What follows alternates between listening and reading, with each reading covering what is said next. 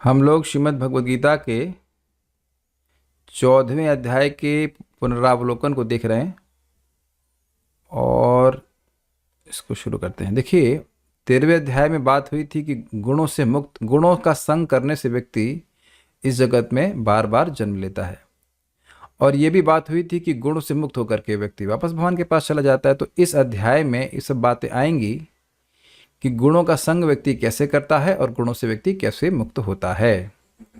अब ये बात यहाँ पे बोलते हैं। श्री भगवान उवाच परम भूयः प्रवक्ष्यामि ज्ञानानां ज्ञानमुत्तमं यज्ञात्वा मुनयः सर्वे पराम सिद्धिमितो गता। क्या हुआ? नहीं मिला फाइल? नहीं, आज हम रिवाइजन कर रहे हैं। श्री भगवान ने कहा परम भूयः प्रवक्ष्यामि, मैं फिर से, परम मतलब दिव्य ज्ञान को, भूयः, भूय मतलब फिर से मैं प्रवक्ष्यामि, बढ़िया से कहूंगा ताकि तुम समझ जाओ। क्या कहेंगे? तो कहते हैं ज्ञानानाम ज्ञानम उत्तमम, जो ज्ञान है, जो सभी ज्ञानों में सर्वश्रेष्ठ ज्ञान है, उत्तम ज्ञान है, प्रकृति से परे ज्ञान है, उसको कहूंगा। तो उसको जान के क्या हो जाएगा? तो कहते हैं यज ज्ञात्वा, जिसको जानकर सर्वे मुनया, सारे मननशील मुनिगण पराम सिद्धि मितोगता, पराम सिद्धि मतलब दिव्य सिद्धि अर्थात भगवान के धाम की प्राप्ति कर लिए हैं, किए हैं, मतलब इस सक्सेसफुल हुए हैं। उसके बाद नेक्स्ट, इदम ज्ञानम उपाश्रित्य मम सा, ये इसकी व्याख्या कर रहे हैं कि पराम सिद्धि है क्या। इदम, कुछ मत करिए अब। इदम ज्ञानम उपाश्रित्य मम साधर्म्यमागताः सर्गेऽपि नोपजायन्ते प्रलये न व्यथन्ति च। इदम ज्ञानम उपाश्रित्य, इस ज्ञान का आश्रय लेकर मम साधर्म्यमागतः, व्यक्ति मेरे साधर्मता को प्राप्त कर लेता है। अर्थात जैसे भगवान सच्चिदानंद स्वरूप हैं, ऐसे ही जीव भी उसी प्रकार की अपनी स्थिति को प्राप्त कर लेता है। तो इसको और स्पष्ट करते हुए कहते हैं सर्गे अपि न उपजायन्ते, स्वर्ग यानी सृष्टियां होंगी लेकिन वह दोबारा जन्म नहीं लेगा। प्रलय न वतन्ति च, और प्रलय में वह परेशान नहीं होगा, मतलब मृत्यु को प्राप्त नहीं होगा, उसकी शरीर नष्ट नहीं होगा, भगवान के पास चला जाएगा। अब आगे भगवान कहते हैं मम योनिर्महद ब्रह्म तस्मिन् गर्भम ददाम्यहम् संभवः सर्वभूतानां ततो भवति भारत। तो पॉइंट समझना यह है कि जीवों का गुणों के संग होता कैसे है। जीवों का गुणों के संग, जो गुण मतलब प्रकृति के जो गुण है, उससे संग होता कैसे है, कब होता है? तो कहते हैं मम योनिर महद ब्रह्म, मेरी योनि यानी उत्पत्ति स्थान है ये महद ब्रह्म अर्थात महतत्व। तस्मिन गर्भम दधाम्यहम्, उसमें मैं गर्भ अर्थात जीव समूह को रख देता हूं, जैसे कि एक स्त्री के गर्भ में पुरुष वीर्याधान करता है, उस प्रकार से। तो जब जीवों का संपर्क इस प्रधान में जीवों को डाला जाता है, प्रधान मतलब वह स्थिति प्रकृति की जिसमें रजोगुण तमोगुण सतोगुण साम्य अवस्था में रहते हैं। तो जब जीवों को उसमें डाला जाएगा तभी जीव गुणों का संग करेंगे ना। उससे पहले तो महाविष्णु में वह सुप्त अवस्था में रहते हैं, तो उस समय ऐसा होता है। संभवः सर्वभूतानां ततो भवति भारत, हे भारतवंशी, हे अर्जुन, तब सभी जीवों का उद्भव संभव होता है। उद्भव मतलब शरीरों की सृष्टि संभव होती है, तभी वह गुणों का संग करना शुरू करते हैं। क्लियर? Okay, next. सर्वयोनिषु कौन्तेय मूर्तयः संभवन्ति या तासां ब्रह्म महद योनिर अहम बीज प्रदः पिता। सर्वयोनिषु कौन्तेय, हे कुंती पुत्र, जितनी भी योनियां हैं, यह मूर्तयः संभवती, जिनकी मूर्ति संभव होती है, मतलब जिनके रूप प्रकट होते हैं। तासाम ब्रह्म महद योनिर, उन सभी की योनि यानी उत्पत्ति स्थान जो है ये महद ब्रह्म अर्थात महतत्व है। और अहम बीज प्रदः पिता, और बीज प्रदान करने वाला मैं हूं, अर्थात भगवान के बिना किसी भी जीव को कोई भी प्रकार का शरीर प्राप्त नहीं हो सकता है। अब कैसे देह बांधते हैं, कैसे कार्य कर रहे हैं, उस पर बात करते हैं। सत्वम रजस्तम इति गुणा प्रकृति संभवा निबदनन्ति महाबाहो देहे देहिनमव्ययम्।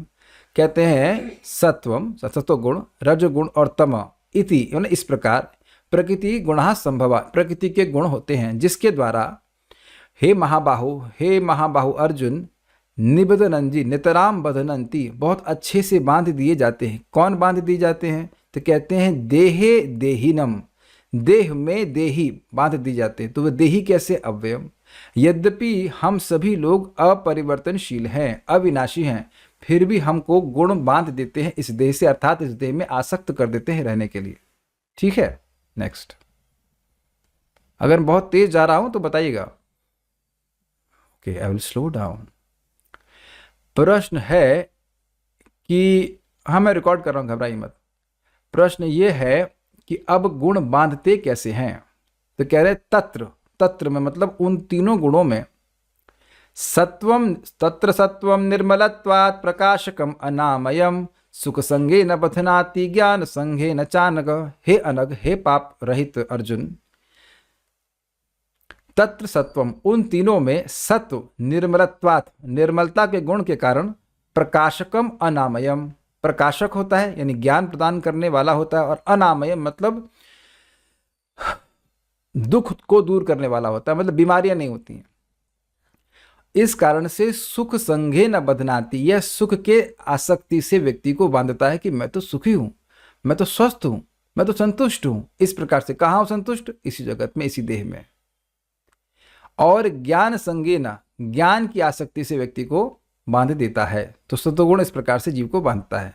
नेक्स्ट, रजो रागात्मकम विद्धि तृष्णा संग समुद्भवम तन्निबध्नाति कौन्तेय कर्म संगे न देहिनाम। रजोगुण जो है वो रागात्मक होता है, उसका स्वरूप ही राग से, उसका स्वरूप ही राग स्वरूप होता है, मतलब आसक्ति, गाढ़ आसक्ति। विधि मतलब जानो, तो यह जानो कि रजोगुण कैसा है, रागात्मक है, उसका स्वरूप राग स्वरूप है, आसक्ति होती है। कैसे बांधता है? तो कहते हैं तृष्णा संग समुद्भवम, वह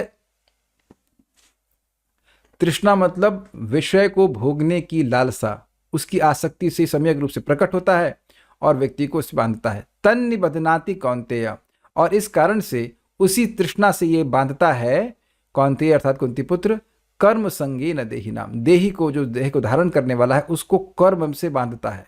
हमको ये कर्म करना है, ये बिजनेस करना है, ये बनाना है, वो बनाना है, इस प्रकार की आसक्ति से रजोगुण बांधता है। नेक्स्ट, तमस्तु अज्ञानजं विद्धि मोहनम सर्वदेहिनाम प्रमादालस्य निद्राभिस्तन्निबध्नाति भारत। अब कह रहे तमस्तु, मतलब तू कहने का मतलब ये बिल्कुल ही गर्हित है। तमस्तु अज्ञानजं विद्धि, ये समझो कि तम तो अज्ञान से उत्पन्न होता है, विद्धि मतलब जानो। मोहनम सर्वदेहिनाम, और सभी जीवों का मोहन करने वाला होता है। तो बांधता कैसे है? तो कहते हैं प्रमाद, प्रमाद मतलब पागलपन, अनवधान, ध्यान नहीं देना क्या क्या बात हो रही है। आलस्य बड़ा स्पष्ट है, और निद्रा, निद्रा आलस्य प्रमाद से यह बांधता है, हे भारत अर्थात हे अर्जुन, जीवों को बांधता है। फिर समझाते हैं, सत्वं सुखे संजयति रजः कर्मणि भारत ज्ञानमावृत्य तु तमः प्रमादे संजयत्युत। सत्वं सुखे संजयति, सत्व से सुख उत्पन्न होता है। रजः कर्मणि भारत, रजोगुण से कर्म करने की प्रवृत्ति उत्पन्न होती है, हे भरतवंशी। ज्ञानम आवृत्य तु तमः, तमोगुण तो ज्ञान को ढकने वाला होता है, प्रमादे, और प्रमाद को उत्पन्न करता है, व्यक्ति पागल हो जाता है, व्यक्ति अपने आप को शरीर मान रहा है, पागलपन ही है। संजत्युतः, संजयत्युतः मतलब सम्यक रूप से ही उत्पन्न होता है। तो अब क्या कोई व्यक्ति एक ही प्रकार के गुण से प्रभावित होता है? मान लो ये शंका हो, तो कहते हैं नहीं, ये इनका कांस्टेंट फ्लक्स, इंग्लिश में कहते हैं, फ्लक्स समझते हैं, उथल पुथल मची रहती है। रजस्तमश्चा विभूय सत्वं भवति भारत, रजः सत्वं तमश्चैव तमः सत्वं रजस्तथा। रज और तम को अभिभूय अर्थात अभिभूत करके, दबा करके, सत्वं भवति भारत, सत्वगुण आ जाता है। कभी कभी रजा सत्वम तमश्चैव, और रज और सत्व को दबा करके तम आ जाता है, और तमः सत्वम रजस तथा, और तमगुण और सत्व को दबा करके कभी रजगुण आ जाता है। अर्थात हर व्यक्ति एक ही गुण में नहीं रहता हमेशा। अब और वर्णन करते हैं सत्वगुण का। सर्वद्वारेषु देहस्मिन् प्रकाश उपजायते ज्ञानम यदा तदा विद्याद् विवृद्धम सत्वमित्युत। कैसे व्यक्ति समझे कि उसमें सत्वगुण की वृद्धि हो रही? तो कह रहे सर्वद्वारेषु देहे अस्मिन्, अस्मिन् देहे, इस देह में, सभी द्वारों में, जितनी भी आंख, नाक, कान इत्यादि जो द्वार हैं, उनमें प्रकाश उपजायते, यानी कि ज्ञान प्रकट हो जाता है। व्यक्ति वास्तविक रूप से देख पाता है, वास्तविक रूप से सुन पाता है, वास्तविक रूप से सूंघ पाता है, ये बात कहते हैं। यदा ज्ञानम तदा विद्याद् विवृद्धम सत्वमित्युतः, जब इस प्रकार का ज्ञान उत्पन्न होता है, सत्वगुणी ज्ञान, तदा, तब समझना चाहिए कि सत्व बढ़ रहा है। विद्यात मतलब समझना चाहिए, इससे समझना चाहिए कि सत्व बढ़ रहा है। लोभ प्रवृत्तिरारंभ कर्मणाम अशमः स्पृहा रजस्येतानि जायन्ते विवृधे भरतर्षभ। हे भरतवंशियों में श्रेष्ठ भरतर्षभ, लोभ, लोभ बड़ा स्पष्ट है, चीजों को जो मिल गई उसको और संतुष्ट ना होना और उससे और प्राप्त करने की इच्छा करना। प्रवृत्ति, प्रवृत्तिरारंभ, प्रवृत्ति मतलब इंगेज होना, ये काम करना है वो काम करना। जब व्यक्ति को लोभ होगा तो काम करेगा ना। जब घर बनाने की इच्छा आएगी तो बाहर बड़े बड़े महल बांधेगा। कर्मणाम अशमः स्पृहा, कर्मों को करने की अशमः, जिसको शमित नहीं किया सकता, ऐसी स्पृहा। देखिए बहुत सिंपल है कि जगत में व्यक्ति बहुत सारे कार्य करता है, वो इसलिए नहीं करता है क्योंकि उसे करने होते हैं, इसलिए करता है क्योंकि वो करना चाहता है, और वह सब रजोगुण से उत्पन्न होता है ना। रजस्य एतानि जायन्ते, ये सब रजोगुण से उत्पन्न होते हैं। विवृधे भरतर्षभ, जब रजोगुण बढ़ता है तो ये सब कार्य करने की प्रवृत्ति बढ़ती है। ये बहुत इंपॉर्टेंट है कि व्यक्ति अगर इन सब चीज़ों को देखे तो इनको सिम्टम के रूप में देखे। मान लीजिए किसी को ब्लोटिंग हो रही है, ब्लोटिंग समझते हैं ओ वैसे करके कर रहा है, तो इसका मतलब है कि उसका खाना डाइजेस्ट नहीं हो रहा है। मतलब वो अपनी भर्सना ना करे, वो देखे कि हाँ भाई मैं रजोगुण से प्रभावित हो रहा हूँ। अब चक्कर ये है कि जो लोग रजोगुणी हैं उनको इतनी अकल कहाँ है कि बैठ के गीता क्लास सुनेंगे। जब गीता क्लास सुनेंगे तब समझ में आए कि भाई तो सिम्टम है, इसका निराकरण किया जा सकता है, लेकिन अब इसके लिए गीता सुननी पड़ेगी ना, ये बात है। अब तमोगुण के बारे में बताते हैं। अप्रकाशो प्रवृत्तिश्च प्रमादो मोह एव च तमस्येतानि जायन्ते विवृधे कुरु नंदन। हे कुरु नंदन, हे कुरु में श्रेष्ठ, हे कुरुओं को सुख देने वाले। अप्रकाश, अप्रकाश मतलब अज्ञान, अप्रवृत्ति मतलब कुछ कार्य नहीं करना, प्रमाद मतलब पागलपन, और मोह मतलब वस्तुओं को यथावत ना देखने की क्षमता, ना देखने की क्षमता, जैसी है उसका बिल्कुल उल्टा देखना। तमस्य एतानि जायन्ते, ये सब तमगुण के द्वारा प्रकट होते हैं। क्योंकि देखिए गुणों को आप देख नहीं सकते हैं, गुणों के प्रभाव को देखते हैं और उससे व्यक्ति समझ पाता है कि वह किस गुण में है। देखिए हम भक्तों के लिए बहुत आवश्यक है, क्योंकि हम लोग सभी लोग शुद्ध अवस्था से तो आते नहीं हैं।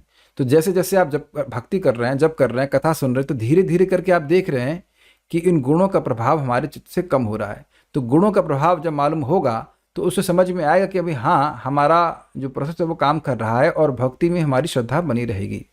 जैसे मान लीजिए किसी को शरीर में बीमारी है, मतलब थकान लग रही है।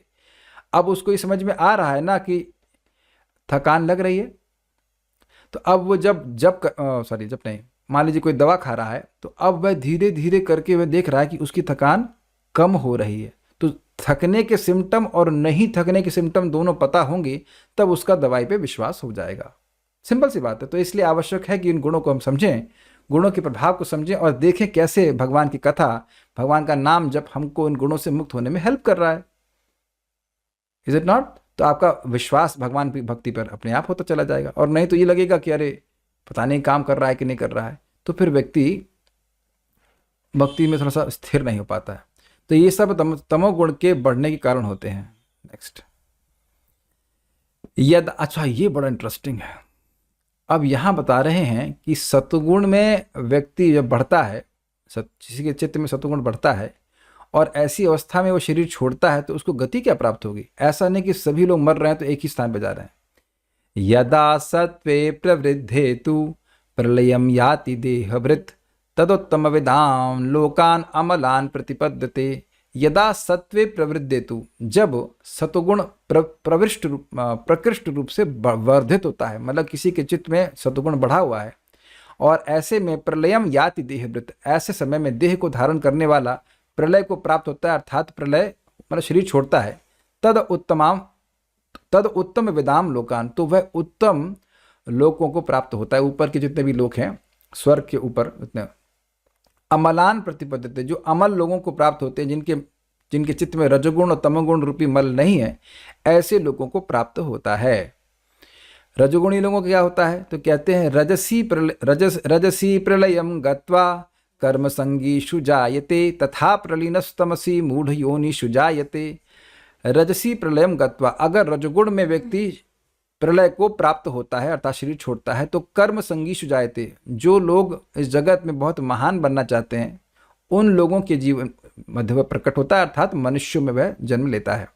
तथा प्रलीनस तमसी, और इस प्रकार से जो तमोगुण में शरीर छोड़ता है वह मूढ़ योनिषु जायते, वह मूढ़ योनि अर्थात नारकीय योनि यानी कि जानवर की योनि में जन्म लेता है। तो इसलिए व्यक्ति को विवेक होना चाहिए कि वह कौन सी गुणों का संग कर रहा है इस जीवन में, क्योंकि प्रभाव उसका जीवन के बाद भी आएगा। अब ऐसा होता क्यों है, तो कहते हैं कर्मणा सुकृतस्याहु सात्विकम निर्मलम फलम रजसस्तु फलम दुखम अज्ञानम तमसः फलम। कह रहे हैं कि कर्मणा सुकृतस्याहु, जो सुकृतिवान है उन जो सात्विक हैं उनका कर्म निर्मल फल को देने वाला है। निर्मल फल क्या है, ऊपर के लोगों की प्राप्ति। रजसस्तु फलम दुखम, और जो राजसिक कर्म है उनका फल दुख की प्राप्ति कराने वाला है। प्रारंभ में अच्छा लगता है और उसके बाद फिर वो बहुत खराब लगता है। अज्ञानम तमस फलम, और तमोगुण के कार्यों का फल अज्ञान होता है। इस कारण से ये 3 प्रकार की गति व्यक्ति को प्राप्त होती है। फिर कहते हैं सत्वा संजायते ज्ञानम रजसो लोभ एव च प्रमादमोहौ तमसो भवतो ज्ञानमेव च। सत्वा संजायते ज्ञानम, सत्व गुण से ज्ञान उत्पन्न होता है। रजोगुण से लोभ निश्चित ही उत्पन्न होता है। प्रमाद यानी पागलपन, मोह मतलब वस्तुओं को देखने की क्षमता न होना जैसे कि वो हैं, यह सब तमोगुण से होता है। और अज्ञान भी होता है, भवतो अज्ञानम एव च, अज्ञान भी होता है। इसीलिए आप देखिए सिंपल सी बात भी अगर कृष्ण भावना के लोगों को बताएंगे तो उनकी बुद्धि में घुसती नहीं है, पंचर है बुद्धि बेसिकली रजोगुण तमोगुण से। अब इसको और अच्छे से बता रहे हैं कि सभी लोग एक ही जगह नहीं जाते। ऊर्ध्वम गच्छन्ति सत्वस्था मध्ये तिष्ठन्ति राजसा जगन्य गुण वृत्तिस्था अधो गच्छन्ति तामसा। ऊर्ध्वम गच्छन्ति सत्वस्था, जो सत्व में स्थित रहते हैं, इसका मतलब है जो प्रायः सत्वगुण में स्थित रहते हैं, क्योंकि प्योर तो कोई नहीं रहता है। लेकिन जो मान लीजिए थोड़ा रजोगुण तमोगुण है तो इसका मतलब ये नहीं कि उसको नीचे डाल देंगे। मान लीजिए 80-90% सत्वगुणी है तो सत्व में स्थित व्यक्ति हैं वह ऊपर की ओर जाते हैं अर्थात ऊपर के लोगों को जाते हैं। मध्य तिष्ठन्ति राजसा, जो रजोगुणी हैं वह दोबारा मनुष्यों में जन्म लेते हैं। जघन्य गुण वृत्तिस्था, और जघन्य गुण वृत्ति वाला जो है अर्थात तमोगुणी अधो गच्छन्ति तामसा, ऐसे लोग नीचे जाते हैं अर्थात पशु आदि बनते हैं।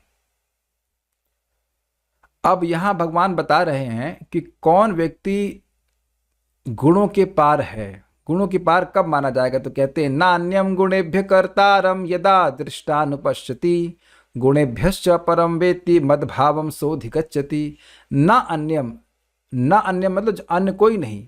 गुणेभ्य कर्तारम यानी गुणों के अलावा जब और किसी कर्ता को यदा दृष्टा अनुपश्यति, जब दृष्टा यानी जीव यह देखता है कि गुणों के अलावा और कोई कार्य नहीं कर रहे हैं, अर्थात निरंतर वह यह देखता है या शास्त्र के वचन से वह देखता है कि जगत में जो लोग भी जो कार्य कर रहे हैं वह शास्त्र के अनुसार नहीं कर रहे हैं, वह गुणों से प्रेरित होकर के कर रहे हैं। गुण उनको इंस्पायर कर रहे हैं कार्य करने के लिए। तब गुणेभ्यश्च परम वेत्ति, और अपने आप को गुणों से परे देखता है तो मद भावम स अधिगच्छति, वह मेरे भाव को अधिगच्छति अर्थात अच्छे से प्राप्त कर लेता है, अर्थात वह भगवान का पार्षद बन जाता है। इसको मदभावम गच्छति इसकी व्याख्या करते हुए कहते हैं गुणानेतानतीत्य त्रीन देही देह समुद्भवान जन्म मृत्यु जरा दुखैर विमुक्तो मृतमश्नुते। एतान गुणान अतीत्य त्रीन, एतान त्रीन गुणान अतीत्य, इन तीनों गुणों को पार करके देही जो देह वाला है, देह समुद्भवान इन 3 गुणों से जो देह मिलता है और इन 3 उनको उसको पार करके बेसिकली जो देह के अनुसार वह कार्य नहीं करता, भगवान की भक्ति करता है, तो उसको पार करके जन्म मृत्यु जरा दुखैर, जन्म मृत्यु और बुढ़ापे के दुख से विमुक्तो विशेष रूप से मुक्त होकर अमृतम अश्नुते, वह अमृत का आस्वादन करता है अर्थात भगवत का पार्षद बन जाता है, अनंतता को प्राप्त करता है, अनंत जीवन प्राप्त करता है। तो स्वाभाविक रूप से ये प्रश्न आएगा कि हम गुणों से पार कैसे हों। तो उस पर अर्जुन कहते हैं अर्जुन उवाच कैर्लिंग स्त्रीन गुणान एतान अतीतो भवति प्रभो किमाचारः कथम चैतान स्त्रीन गुणान अतिवर्तते। अर्जुन ने कहा कै लिंगैर, किन लिंगों अर्थात किन चिन्हों के द्वारा, तीन गुणान एतान, इन तीन गुणों से अतीत भवतो प्रभु, व्यक्ति ये जाना जाएगा कि वह इन तीन गुणों से परे हो गया। प्रश्न पहला क्या है कि वह किन लक्षणों से यह समझेगा कि वह खुद गुणों के परे हो गया है। दूसरा, किम आचारः, और उसका आचरण कैसा होगा, अर्थात अन्य लोग कैसे समझेंगे कि वह गुणों से परे हो गया। कथम च एतांस, और किस प्रकार वह इन तीन गुणों से, तीन गुणान अतिवर्तते, इन तीन गुणों से परे हो पाएगा। क्योंकि बात क्या है, केवल सत्वगुण प्योर नहीं है, कभी सत्वगुण होता है, कभी रजोगुण होता है, कभी तमोगुण होता है, और तीनों ही बांधने वाले हैं। तो इनसे पार होकर के आपके पास कैसे पहुंचेगा, क्योंकि पिछले श्लोक में बताया गया था विमुक्तो मृतम अश्नुते, वह विशेष रूप से मुक्त होकर अमृत का आस्वादन करता है। तो प्रश्न बनेगा कि व्यक्ति कैसे करेगा, तो इस पे भगवान कहते हैं, श्री भगवान उवाच प्रकाशम च प्रवृत्तिम च मोहमेव च पांडव न द्वेष्टि संप्रवृत्तानि न निवृत्तानि कांक्षति। श्री भगवान ने कहा प्रकाशम च प्रवृत्तिम च, प्रकाश जो है ये ज्ञान को सूचित करता है, अर्थात सत्वगुण का कार्य। प्रवृत्ति जो है यह रजगुण का कार्य है, और मोह मतलब ये तमोगुण का कार्य है। हे पांडव, तो जब ये अपने गुण अपने अपने कार्य प्रस्तुत कर रहे हैं, तो न द्वेष्टि संप्रवृत्तानि, जब ये अपने रूप से अपनी स्वेच्छा तो नहीं कहना चाहिए, भगवान की अरेंजमेंट से, प्रकृति के अरेंजमेंट से ये गुण अपने अपने प्रभाव डाल रहे होते हैं, सम्यक रूप से प्रवृत्त हो रहे होते हैं, तो उनसे द्वेष नहीं करता कि ये मुझे दुख नहीं देने वाले, ये मुझे बहुत दुख देंगे और ये चले जाएं, इस प्रकार का द्वेष उस व्यक्ति का नहीं होता जो गुणों के परे है। ये गुणों का, ये उस व्यक्ति का लक्षण बता रहे हैं जो ये स्वयं अनुभव करेगा। जब व्यक्ति रजगुण तमगुण और सत्वगुण के प्रभाव से कोई लेना देना नहीं होता, वह उनसे द्वेष इसलिए नहीं करता है क्योंकि वह दुख देने वाले हैं, उसे कोई फर्क नहीं पड़ता, तो एक ये उसका लक्षण है कि समझ लेगा इस प्रकार से कि वह गुणों के पर है। न निवृत्तानि कांक्षति, और जब वह निवृत्त हो जाते हैं तो उनकी कांक्षा नहीं करता कि अरे सत्वगुण आ जाता तो मैं सुखी हो जाता, तो ये अपने अपने आप कार्य करते रहेंगे, इनसे हम उस व्यक्ति का कोई मतलब नहीं है। तो जब हम ऐसा अनुभव करने लगे कि प्रकृति के कार्यों से, प्रकृति के गुणों के कार्य से हमें कोई सरोकार नहीं हो रहा है, तो हमें कोई प्रभाव नहीं पड़ रहा है, इसका मतलब है कि व्यक्ति गुणातीत हो गया। मैंने उदाहरण दिया था कि जैसे मान लीजिए बादल के परे चले गए, तो कहाँ बारिश हो रही है, कहाँ धूप पड़ रही है, अपने को कोई मतलब नहीं, बादल के परे हो गए। समझे? ठीक है। अब यहाँ पे 23, 24 और 25 में वर्णन किया जाएगा उसके आचार का। उदासीन वदासीनो गुणर्यो न विचाल्यते गुणा वर्तन्त इत्येवं यो वतिष्ठति नेंगते। उदासीनवत, उदासीन के जैसे आसीन वो बैठता है, गुणर्यो न विचाल्यते, और जिसको गुण विचलित नहीं करते हैं, मतलब गुण उसको गुण के अनुसार वो कार्य नहीं करेगा, भगवान की भक्ति के अनुसार कार्य करेगा, शास्त्र के अनुसार कार्य करेगा। और गुणा वर्तन्त इत्येवं, गुणा ही वर्तमान है जगत में यह देखते हुए, यह अवतिष्ठति, वो बैठा रहता है, परेशान नहीं होता। न एंगते, एंगते मतलब वह हिलता नहीं है। समझ रहे हैं बात?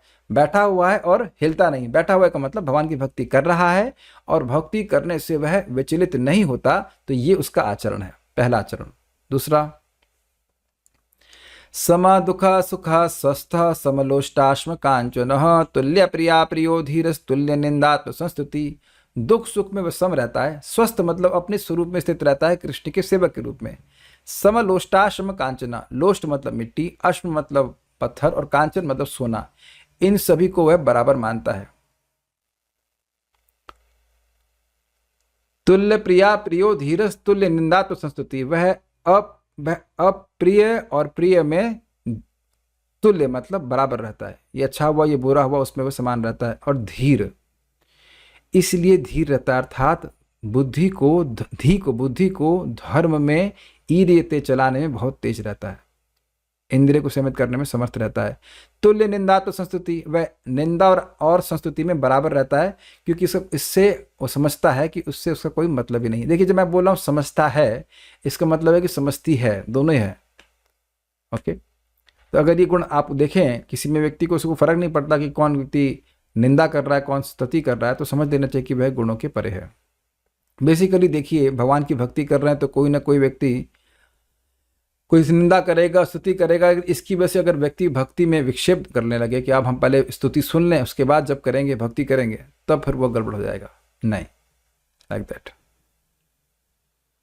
नेक्स्ट, मानपमानयोस्तुल्यस्तुल्यो मित्रारिपक्षयोः सर्वारंभ परित्यागी गुणातीत स उच्यते।